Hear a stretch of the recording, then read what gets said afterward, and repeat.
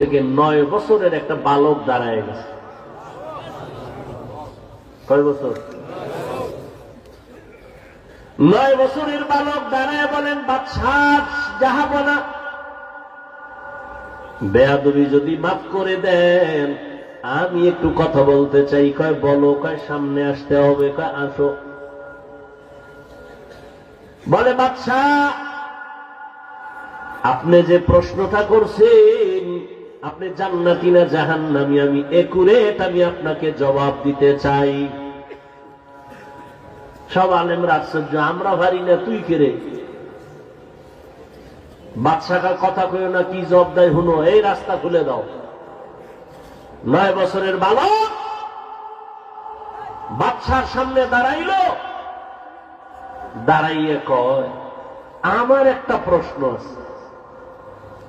কি প্রশ্ন? জবাবটা তো আমি দিব। বলে, হ্যাঁ তুমি দিবা। তো বলেন তো, যিনি প্রশ্ন করে সে কি উপরে দামি, না যে উত্তর দেয় সে বড়? যে উত্তর দেয়। হারুন বাদশাহ কয়, হ্যাঁ যে উত্তর দেয়। তাহলে আমি উত্তর দিব। বলে, হ্যাঁ। তাহলে আপনার সিংহাসনে আমাকে বসায় দেন, আপনি একটু নিচে বসেন।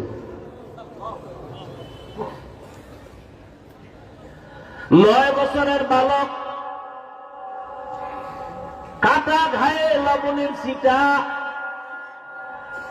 অস্বাভাবিক কেমন আওয়াজ। পুরা মজলিসটা আচমকা হয়ে গেল, আতঙ্কিত হয়ে গেল। এই 9 বছরের বালক, আমরা এত আলেম ওলামারা ব্যর্থ হয়ে গেলাম। এই বালক কি জবাব দেয় একটু শুনি। কিন্তু প্রথমেই তো তাক লাগায় দিল। এত বড় বাদশাহ, তারে নিচে নামানোর জন্য অর্ডার দিল। বাদশাহ হারুন রশিদ অহংকারী না, বিনয়ী বাদশাহ, আল্লাহর প্রিয় আমলওয়ালা বাদশাহ। 9 বছরের বালক এ কথা যখন বলছে, দ্রুত বলে, ওজির বাচ্চাটারে আমার সিংহাসনে বসাও, আমাকে নিচে বসার বিছানা দাও।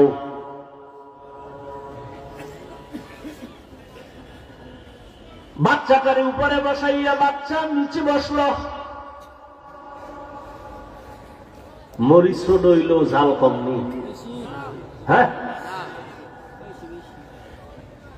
বাচ্চা সিংহাসনে বৈশা 9 বছরের বালক প্রথমে জবাব দেওয়ার আগে বলে, ও বাদশা তাকায় দেখেন, বেয়াদবি মাফ করবেন, এলেমের সম্মান তো এমনই হয়।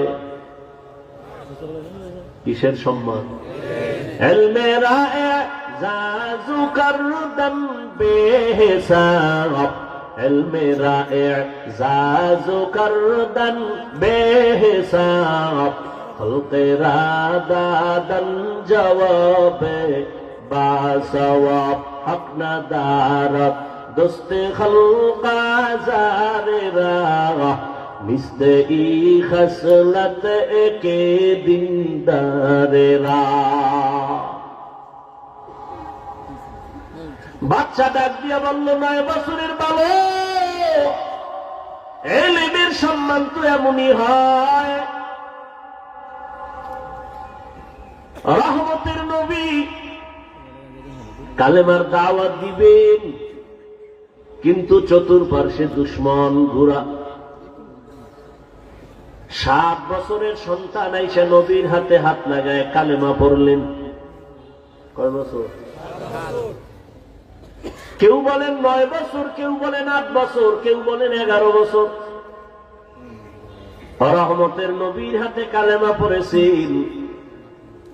কালেমার পতাকা উড্ডীন করার শপথ নিয়ে নিলেন।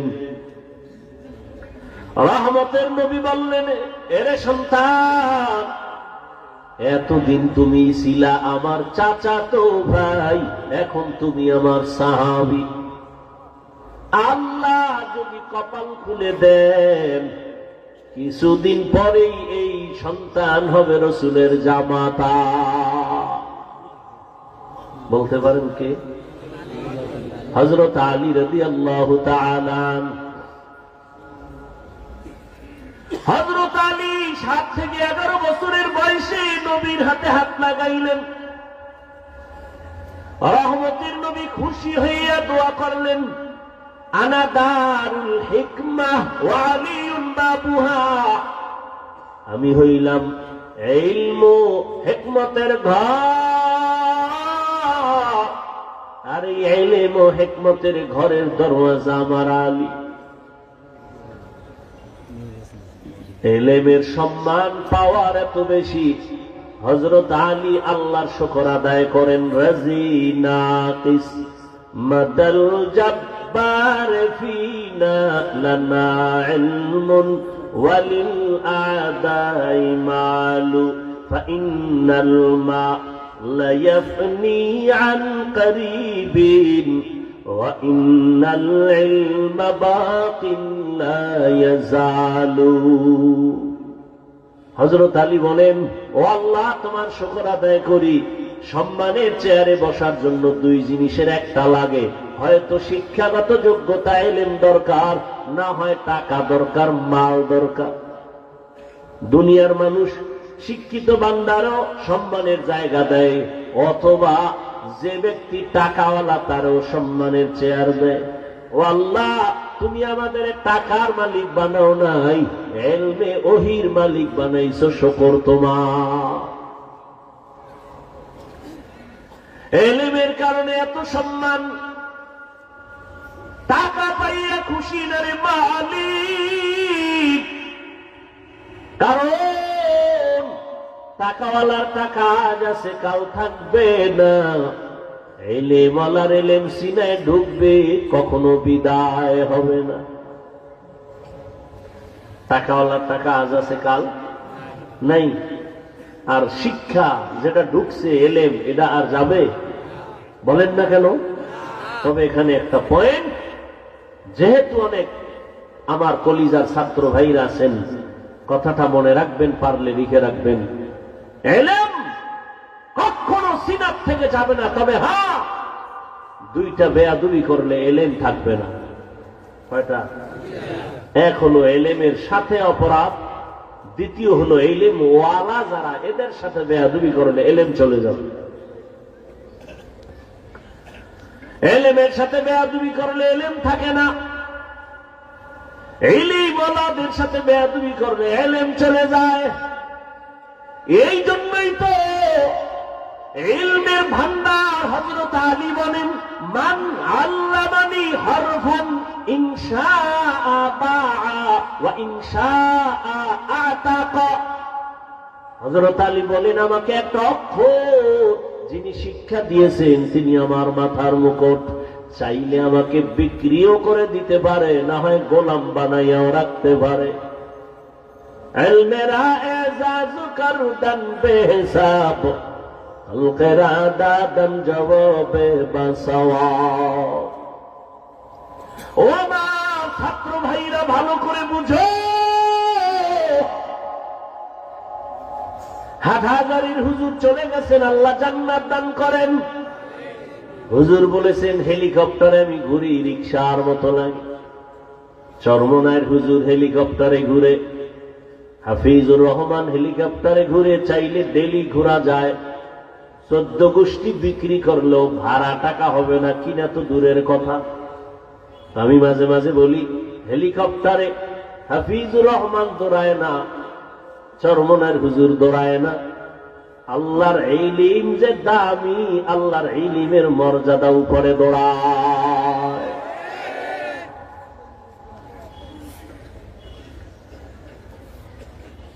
ও আমার ছাত্র ভাই, ভালো করে শুনো,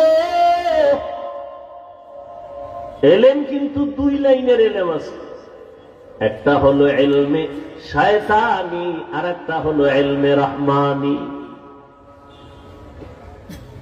শয়তানি ইলম যখন আসবে, তোমার অহংকার বাড়বে, কিবির বাড়বে, হাসাদ বাড়বে, আমি ভাব ক্রমান্বয়ে তোমার ইলম তোমাকে বেয়াদব বানায় দিবে।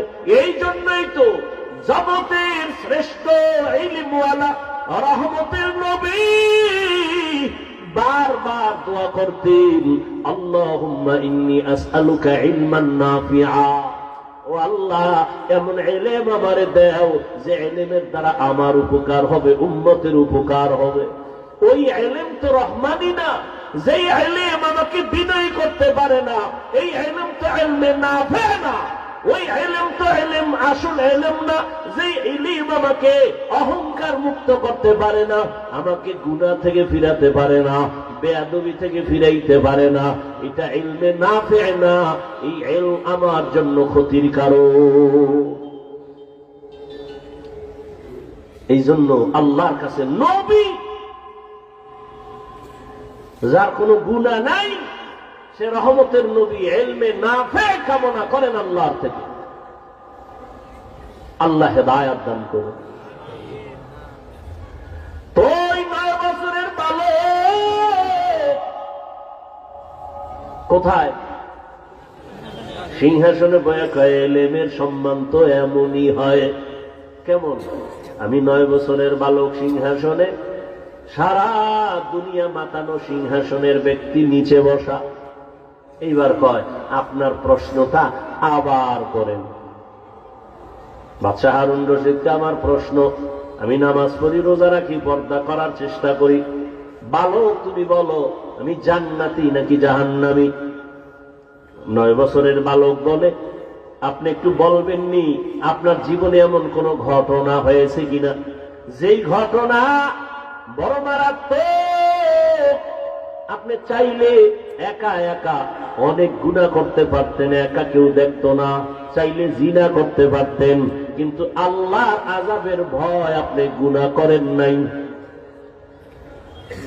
বাদশাহ হারুন রশিদকে একটা নি বহু হয়েছে, চাইলেই গুনাহ করতে পারতাম, কিন্তু আমি আল্লাহর আদালতে হিসাব দেওয়ার ভয়ে আমি গুনাহ করি নাই।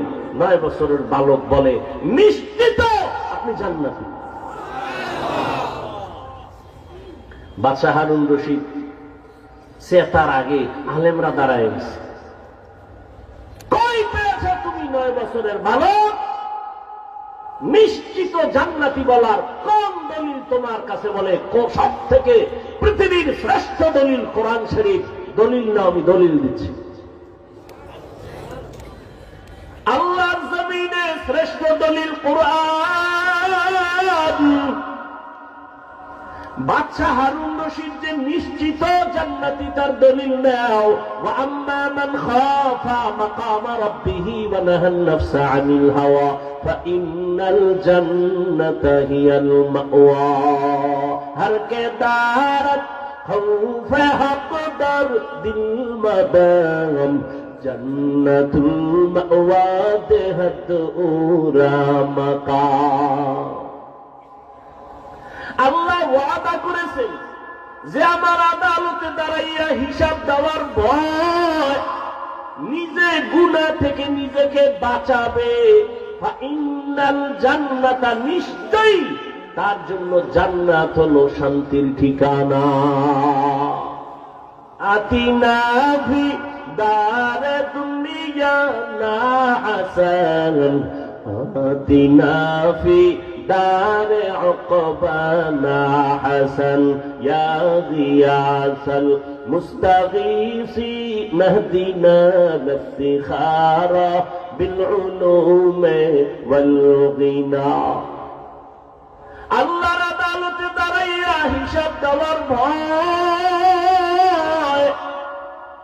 যতদিন পর্যন্ত বান্দার অন্তরে আসবে না, ততদিন পর্যন্ত নবীও যদি বয়ান করে কালেমা মুখে আসে না। যেই নবীর চেহারার দিকে একটা নজর দিলে পেটের ক্ষুধা থাকে না, কেমন মায়ার নবী! যেই মায়ার নবীর চেহারা এত সুন্দর, একটা নজর দিলে যেই নবীর মোহব্বতে জাহান্নামের আগুন হারাম।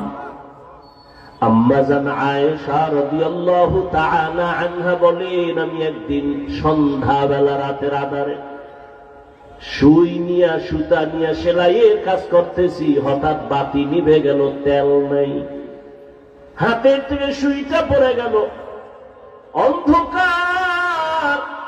আমি বসে থাকলাম। এশার নামাজের পরে আমার ঘরে, আমার রুমের মধ্যে সূর্য উদিত হলো, রহমতের নবী, মায়ার নবী যখন আমার হুজরায় তাশরিফ এনেছেন, রহমতের নবীর চেহারা মুবারকের আলোতে আমি খুঁটির গোড়ায় চিকন সুইটা খুঁজে পেয়েছি। ওগো নবীর উম্মতেরা,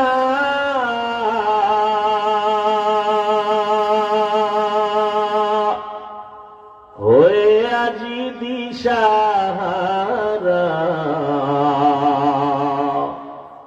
কোরআন হাদিসের চলো যখন যাহা চায় মনে, নবী বিনে কে তরফে ফুসিরত মিজানে, নবী বিনে কে তরফে ফুসিরত মিজানে। উম্মতের কান্দারি নবী কাঁদেছেন উম্মতের লাগি, এখনো কাঁদেন নবীজি শুয়ে মদিনার পানে, নবী বিনে কে তরফে ফুসিরত মিজানে, নবী বিনে কে তরফে ফুসিরত মিজানে। وأما من خاف مقام ربه ونهى النفس عن الهوى فإن الجنة هي المأوى। আল্লাহর আদালতে দাঁড়াইয়া হিসাব দেওয়ার ভয় কেন? বলে আল্লাহর আদালত বড় ভয়ঙ্কর। কেমন ভয়ঙ্কর হবে আল্লাহর আদালত? ও এলাকার মা বোনেরা, ও যুবক বাবারা, ও বৃদ্ধ বাবাজিরা, আল্লাহর আদালতের ভয়ে নবীর চোখে পানি,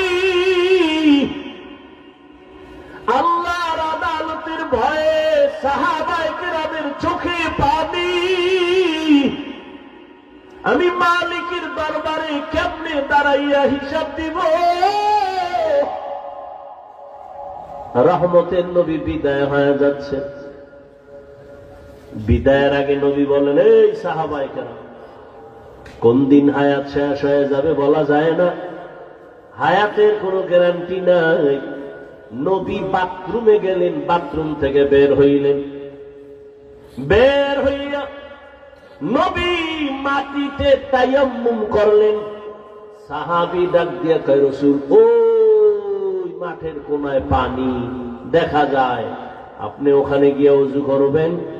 পানি থাকলে তো তায়াম্মুম চলে না। কি সভাপতি যদি থাকে, সহসভাপতির কোনো কাজ লাগে না। নবী বললেন, সাহাবী, আমিও দেখতেছি পানি মাঠের কিনারায়, কিন্তু বলো ওই পানি পর্যন্ত যাওয়ার গ্যারান্টি আছে? পানি পর্যন্ত যাওয়ার গ্যারান্টি নাই। এই জন্য তায়াম্মুম করে নিলাম, ওখানে যাইয়া আবার আমি ওযু করে নিব। আমার আল্লাহর আদালতের ভয়। নবী বললেন, ও সাহাবায়ে কেরাম, কোন দিন চলে যাব বলা যায় না। আমার কাছে কোনো কারো হক যদি পাওনা থাকে তাড়াতাড়ি আদায় করে নাও। আমার ছাত্রদেরকে যদি বলি, বাবারা, আমার কাছে যদি কিছু পাওনা থাকো নিয়ে নাও, তো 2, 4, 5, 10 টাকা থাকলে এটা কেউ চাইবে? নবী বললেন, কারো হক থাকলে না, আসামির কাঠগড়ায় দাঁড়ানো যেন না লাগে। সাহাবায়ে কেরাম চুপ হয়ে গেলেন। নবী কি বলে এগুলো? লজ্জার কথা। কিছু পাইলেও তো নবী এগুলি কেউ বলবে না। কিন্তু দুঃসাহসী একজন সাহাবী দাঁড়ায় গেলেন,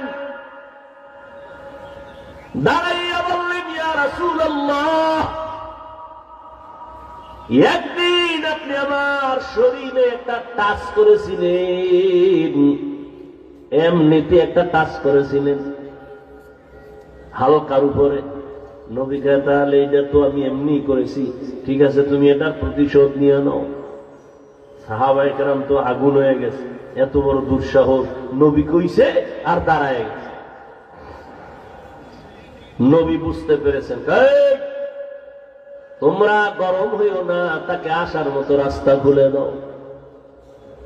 রহমতের নবী আমার সাহাবী সামনে আইসা কয়, ইয়া রাসূলুল্লাহ, যখন আপনি আমার শরীর টাচ করেছিলেন, আমার শরীরে কোনো জামা ছিল না, খালি গায়ে ছিল। নবী কত সরল। নবী মসজিদে বয়া রয়েছে, একটা জামা গায়ে। এক বাচ্চা আইসা কয়, আমার বুড়া মা একটা জামা চাইছে। নবী কয়, নাই, যাও। গুইরা আবার আইছে বাচ্চা, আইসা বলে, আপনার গায়ে যেটা আছে না, এটা চাইছে। নবী গায়েরটা খুলে দিয়ে দিছে, দিয়া নবী খালি গায়ে বয়ে দিছে। বেলাল তো আজান দিতে এসে দেয়, সর্বনাশ, নবী খালি গায়ে বসা। আল্লাহ আয়াত নিয়ে পাঠাইছে সূরা বনী ইসরাঈল। নবীকে গিয়া বলো, এত বেশি হাতকে প্রসারিত না করে যে নিজে নিঃস্ব হয়ে থাকবে, লজ্জা পেতে হবে। আবার এত বেশি হাত আটকাইয়া যেন না রাখে যে মানুষ তাকে কৃপণ বলে দোষারোপ করবে। সাহাবী বলেন, ইয়া রাসূলুল্লাহ, আপনি যখন আমার শরীরে টাচ করেছিলেন, আপনার গা ছিল খালি। নবী বলে, ঠিক আছে না, আমিও জামা উঠাই। নবী পিছন থেকে জামাটা উঠাচ্ছেন, সাহাবী একটা দৌড়, এত জোরে দৌড়াইয়া পেছন দিকে ঘুরিয়া নবী যখন জামা উঠাইছেন, নবীর গর্দান মোবারকের নিচে একটা মোহরে নবুয়ত। সাহাবী দৌড়াইয়া মোহরে নবুয়তে চুমা খায়া পইরা গিয়া কয়, নবী মাফ করে দেন, বেয়াদবি করে ফেলেছি। নবী কয়, সাহাবী কি করলি? জান্নাত ওয়াজিব করে ফেললি।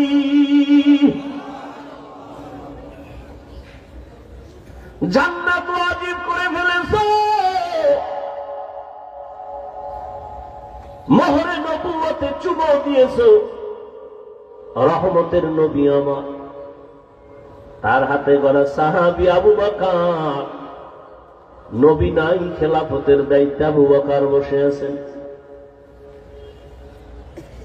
আল্লাহর আযাবের ভয়, আদালতে হিসাবের ভয়। নবী বলেন, আমার হুজরার পাশেই তো মসজিদে নববী। আমি এশার নামাজ পড়ে ঘুমাই, আমার চোখ বন্ধ, আমার অন্তর ঘুমায় না। রাতের গভীরে হঠাৎ আমার কানে আওয়াজ আসছে, কে যেন মসজিদের ভেতরে কাঁদে রাতের আঁধারে গভীরে। আমি ঘুম ভেঙ্গে গেল, আমি উইঠা নিচে নামলাম, বের হইয়া দেখলাম এই গভীর রাতে মসজিদের মধ্যে কেন কান্নার আওয়াজ, কে কোন বিপদে আছে। আমি তাকাইয়া দেখি জান্নাতের 1 নম্বর সাহাবী আবু বকর নামাজে দাঁড়ায় কাঁদতেছে। নামাজ শেষ, আমি জিজ্ঞাসা করলাম, আবু বকর, গভীর রাতে আপনি নামাজে দাঁড়ায় কেন কাঁদেন? আবু বকর বলেন, ইয়া রাসূলুল্লাহ, আল্লাহর আদালতে দাঁড়াইয়া হিসাব দেওয়ার ভয় আমি নামাজে কান্না করেছি। অথচ তার আমল কত সুন্দর, ইখলাস কত সুন্দর, তেলাওয়াত কত সুন্দর, নামাজ কত সুন্দর, তাকওয়া কত সুন্দর। এরপরেও যদি তারা কান্না করে, তাদের তুলনায় তো আমাদের কোনো নামাজ নাই, কোনো ইখলাস নাই, তাকওয়া নাই, আমল নাই, ঈমানও নাই, কিছুই নাই তাদের হিসাবে। আমাদের তো গলায় রশি লাগায় কান্না করা দরকার, অথচ আমাদের চোখে পানি নাই, কেউ কান্না করলে তাও দেখতে পারি না। বড় দুঃখ। খেলাফতে আবু বকর আছেন, রাষ্ট্র পরিচালনা করেন। বিবি সাহেব একদিন বললেন, ও খলিফাতুল মুসলিমিন, আমার মিষ্টি খাইতে মনে চায়। দেখেন আল্লাহর ভয়ে চান্দাবাজার ধান্দাবাজেরা দেশটারে নাপাক করে ফেলেছে। চান্দাবাজিরা ধান্দাবাজি করে, এদের থেকে উলামায়ে কেরাম হাতে নিতে হবে এই রাজনীতির ময়দানকে পবিত্র করার জন্য। কারণ নাপাক মানুষের দেমাগ দিয়া কোনদিন নাপাক পবিত্র জমিনকে পাক করা যায় না, অপবিত্র জমিনকে পাক করা যায় না। এখানে পবিত্র মেধা লাগবে, আল্লাহর ভয় লাগবে। আর আপনারা নাক টেনে ঘুমান দেশ স্বাধীন। দেশ স্বাধীন হলে চট্টগ্রামে আইনজীবীর গলায় ছুরি চালায় কারা? কিসের স্বাধীন?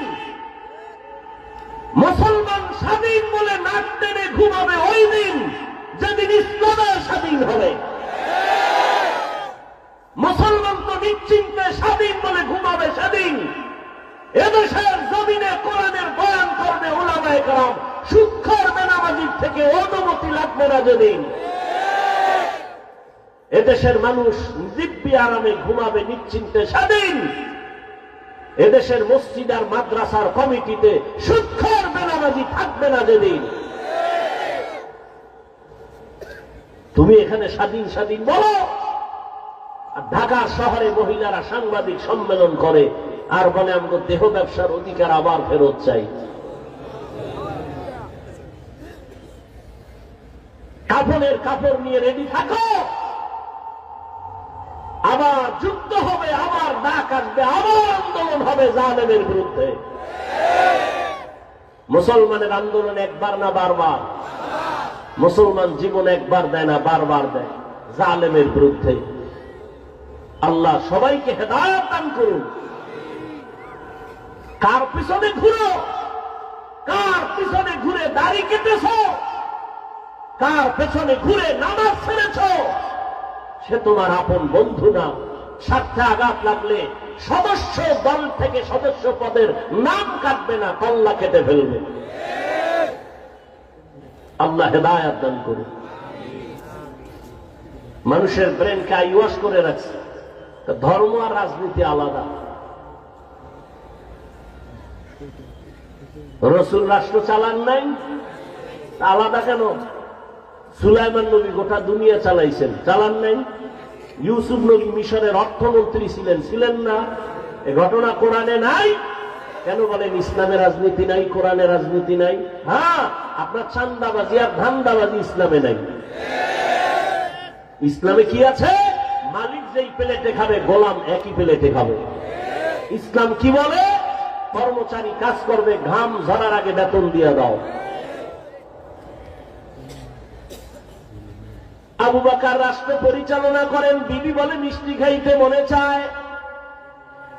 আবু বকর বলেন, ও বিবি ক্ষমা করে দেও, মিষ্টি খাওয়ানোর মতো আমার কাছে টাকা নেই।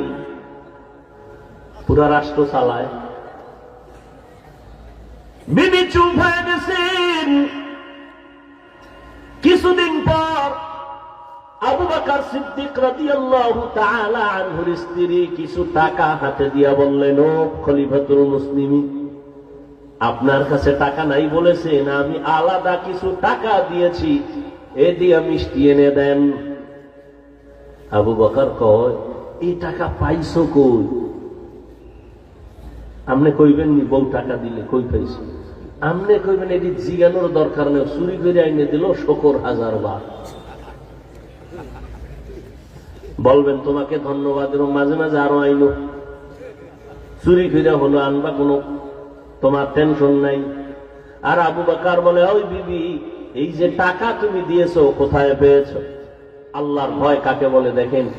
বিবি বলে, আপনি যে মাসে মাসে বেতন নেন না, ওই বেতনের টাকা থেকে আমি কিছু ধরে ধরে এটা জমাইছি। আবু বকর কি বলে, তাহলে তো বুঝলাম আমার বেতনের অংশ থেকে এই টাকাগুলো না হলেও সংসার চলে, তো আগামী মাস থেকে আমি এই টাকা কমায় নেব বেতন থেকে। এর নাম তাকওয়া, এর নাম আল্লাহর ভয়। হর কে দারত খৌফে হকদার দিল মদগম, জন্নতুল মাওয়া দেহদুরা মাকাম। আবু বকর জান্নাতের সার্টিফিকেট পাইছেন। নবী বলেন, জান্নাতের সার্টিফিকেট পাইয়া আবার কাঁদেন কেন? আবু বকর বলেন, ইয়া রাসূলুল্লাহ, আপনি তো হাসরের কঠিন বয়ান করেছেন, হাসরের ময়দান বড় ভয়ঙ্কর হবে। ওই দিন সব নারী আর পুরুষেরা উলঙ্গ দাঁড়াবে, সূর্য মাথার উপরে নেমে আসবে, জমিন হবে তামা, জাহান্নামের আগুনের গরম। ওদিকে আমার আল্লাহ রাগান্বিত আওয়াজ দিবেন, লিমানিল মুলকুল ইয়াউম লিল্লাহিল ওয়াহিদিল কাহ্হার। আল্লাহ এতটা রাগান্বিত আওয়াজ দিবেন যে হাসরের ময়দানটা থরথর করে কেঁপে উঠবে। আবু বকর বলেন, ইয়া রাসূলুল্লাহ, নবীরা পর্যন্ত কান্না করবেন সেই দিন, আপনিই বয়ান করেছেন। হাসরের ময়দানের ভয়ঙ্কর হালাত দেখে যে নবীদের গুনাহ নাই তারাও কাঁদবেন। মুসা নবী কাঁদবেন, ঈসা নবী কাঁদবেন, ইব্রাহিম নবী কাঁদবেন, আদম নবী কান্না করবেন। উম্মতেরা পাগলের মতো দৌড়াবে, সুপারিশের জন্য কোন নবী সুপারিশ করবেন না। ও রহমতের নবী, আপনিই বয়ান করেছেন। আম্মা জান আয়েশা রাদিয়াল্লাহু তাআলা আনহা বলেন, নবীজির মাঝে মাঝে দেখতাম আমার রুমের মধ্যে বৈশা নবী গুনগুন করে কান্না করেন। আমি আয়েশা 6 বছরে আমার নবীজির সাথে বিয়া হলো, 9 বছর বয়স আমি নবীর ঘরে আসলাম। আমার 18 বছর যখন বয়স হয় নবী দুনিয়া থেকে চলে গেলেন। আমি নবীরে কান্না করতে দেখলে ভয় পাইতাম, আমার এই অল্প বয়সের কারণে না জানি কোনো বেয়াদবি হয়ে যায়। আমি বারবার জিজ্ঞাসা করতাম, ও মায়ের নবী, আপনি আমার রুমে বৈশা কেন কাঁদেন? নবী বলেন, ও আয়েশা, আমি 2টা কারণে বেশি বেশি কান্না করি। এক, আমার জীবনের একটা অধ্যায় ছিল বড় কান্নার অধ্যায়, দুঃখের অধ্যায়, তুমি দেখো না এর আয়েশা। আমার মক্কার মানুষ আমার আরামে ঘুমাইতে দেয় নাই, আমার চতুর্দিক থেকে আক্রমণ, আমার শরীরের মধ্যে পাথর মেরে রক্ত ঝরাইছে, আমার হাঁটার পথে কাটা দিত। ওই সময় আমার ওই কঠিন দুঃখের সময় আমার আপন একজন সহধর্মিণী ছিল খাদিজা। ওই খাদিজার কথা যখন আমার মনে পড়ে চোখের পানি ধরে রাখতে পারি না রে আয়েশা। খাদিজার কথা মনে পড়লে চোখের পানি চলে আসে। আর হাসরের মাঠের কথা যখন মনে হয় আমি চোখের পানি ধরে রাখতে পারি। কিয়ামতের ময়দানে আমার মাওলা এত রাগান্বিত হবে, ওই দিন আমার উম্মতের কি উপায়? নবীরাও কান্না শুরু করবেন, আমার উম্মতের কি উপায় হবে? ঈসা নবীও কাঁদবেন, মুসা নবীও কাঁদবেন, বড় বড় জলিল কদর পয়গম্বরেরা কান্না করবেন। আম্মা জান আয়েশা বলতেন, কি হালাত ওই কিয়ামতে? নবী বলেন, আয়েশা, সর্বশেষ উম্মতগুলো আমারে তালাশ করবে। আম্মা জান বলেন, নবী আপনাকে কই পাইবে উম্মতেরা? নবী বলেন, আয়েশা, আমি আমার মাওলার কুদরতের সামনে মাকামে মাহমুদে সিজদায় পড়ে কান্না করব। নবীরা কাঁদবেন আর বলবেন, আল্লাহ আমার উপায় কি হবে? আর আমি মুহাম্মদ কান্না করে একবারও নিজের কথা বলবো না, আমি বারবার বলবো, আল্লাহ আমার উম্মতের বাঁচাও, আমার উম্মতের বাঁচাও, আমার উম্মত যেন জাহান্নামে না যায়। আমার উম্মত যদি জাহান্নামে যায় আমি জান্নাতে যাব না। আমার কান্না দেখে আমার আল্লাহ বলবেন, ও নবী কাঁদবেন না, আপনি মাথা উঁচু করেন, উম্মত গুলো ধরে ধরে জান্নাতের দিকে নিয়ে যান। আমি আমার উম্মত গুলো বেছে বেছে জান্নাতের দিকে হাউজে কাউসারের কিনারায় নিয়ে দাঁড় করাবো। আম্মা জান আয়েশা বলেন, ইয়া রাসূলুল্লাহ, কোটি কোটি কোটি মানুষের ভেতরে উম্মতের চিনবেন কি করে? নবী বলেন, ও আয়েশা, আমার উম্মতেরা যারা 5 ওয়াক্ত নামাজ ওযু বানাইয়া আদায় করবে, কিয়ামতের দিন তাদের ওযুর জায়গাগুলো নূরের আলোতে ঝলমল করতে থাকবে। আমি দেখে দেখে আমার উম্মতগুলো হাউজে কাউসারের কিনারায় নিয়া লাইনে দাঁড় করাইয়া আমি নবী নিজের হাতে কাউসারের পানি পেয়ালা ভরে ভরে দিব। আমার উম্মতেরা পানি পান করবে, পিপাসা থাকবে না। আমার উম্মতেরা কাউসারের পানি পান করে করে এভাবে জান্নাতের পথে গিয়া বসবে। এক পর্যায়ে দেখবো আমার উম্মত লাইনে এখনো বাকি, তবে মাঝখানে পর্দা পড়ে গেছে। আমি জিজ্ঞাসা করব, সাহাবায়ে কেরাম ফেরেশতাকে পর্দা ফালাইলা কেন? উম্মত কি শেষ? বলে না, ফালাইলা কেন? ফেরেশতারা বলবেন, আল্লাহর রাসূল, এই যে উম্মত গুলো বাকি আছে এরা সব ভেজালওয়ালা, আপনার সুন্নতের তারা জবাই করেছে, নিজেও নামাজ পড়ে নাই, কেউ নামাজ পড়তো তাও পছন্দ করে নাই, নিজেও হালাল খায় না, যারা হালাল খাইতো তাদেরও পছন্দ করে নাই, নিজেও পাগড়ি পরে নাই, যারা পাগড়ি পরতো তাদেরও পছন্দ করে নাই, নিজেও নামাজ পড়ে নাই, যারা নামাজ আদায় করতো তাদেরও পছন্দ করে নাই, নিজেও জিকির করে নাই, যারা জিকির করতো তাদেরও পছন্দ করে নাই। মায়ার নবী বলেন, আমি তখন রাগান্বিত হয়ে বলবো, সোহকন সোহকা, বেগ বেগে যাও উম্মত, আমি তোমাদের নবী না, তোমরা আমার উম্মত না, দাবি করি না। ওই সময় আবু বকর কাঁদেন, ইয়া রাসূলুল্লাহ, হাসরের ময়দানে যদি নবী তাড়ায় দেয়, আমার আল্লাহ গায়বী আওয়াজ দিবে, জাহান্নামের ফেরেশতারা এই নাফরমানগুলোরে ধর, জাহান্নামের হ্যান্ডকাপ লাগায় দাও। জাহান্নামের হ্যান্ডকাপ লাগায় টেনে টেনে জাহান্নামের দিকে নিয়ে যাবে।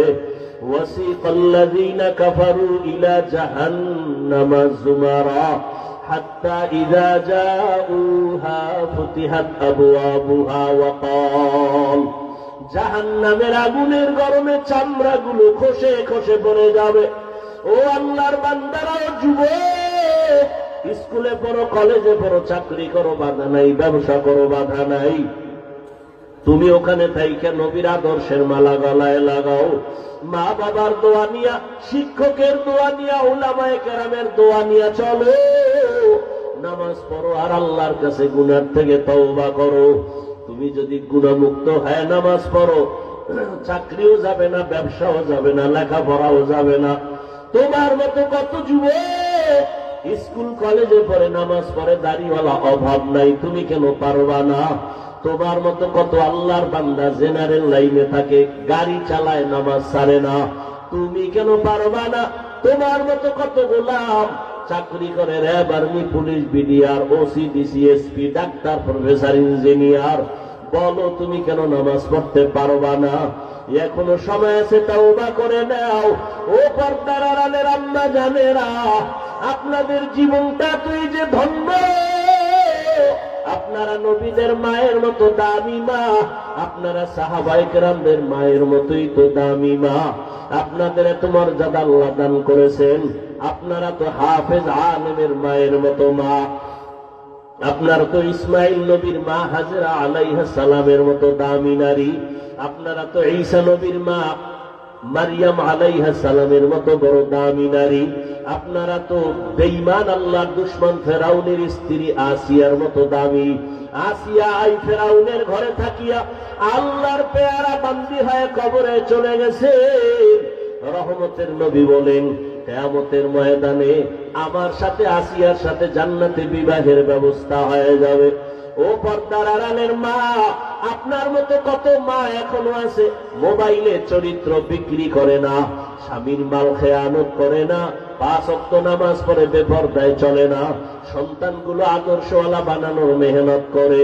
এরে আম্মা জানেরা, আপনারা যদি চেষ্টা করতেন, স্বামীর মাল হেফাজত করতেন, আল্লাহর কাছে নামাজ পড়ে দোয়া করতেন, আর বলতেন, স্বামী আমার নামাজ পড়ো আর হালাল ভাবে কামাই করো, হারাম টাকা খেয়ে আমাদের রক্ত নাপাক করতে চাই না, সন্তানের রক্ত নাপাক করব না। আপনি যদি চেষ্টা করতেন, ইনশাআল্লাহ আপনার স্বামী দ্বীনের পথে চলে আসতো, আদর্শ সন্তান দুনিয়াতে রেখে যাইতেন। ডাক্তার হইয়াও সন্তান কোরআন তেলাওয়াত করে মায়ের জন্য দোয়া করতে ভুলতো না। এখনো সময় আছে, তওবা করেন। ও পর্দার আড়ালের মা, জীবনে আর বেপরদায় চলবেন না, নামাজ ছাড়বেন না, স্বামীর মালের খেয়ানত করবেন না, মোবাইলে সময় নষ্ট করবেন না। ও আমার কলিজার যুবক, এখনো সময় আছে, তওবা করে নাও। আল্লাহর আযাবের ভয় অন্তরে জমা করো।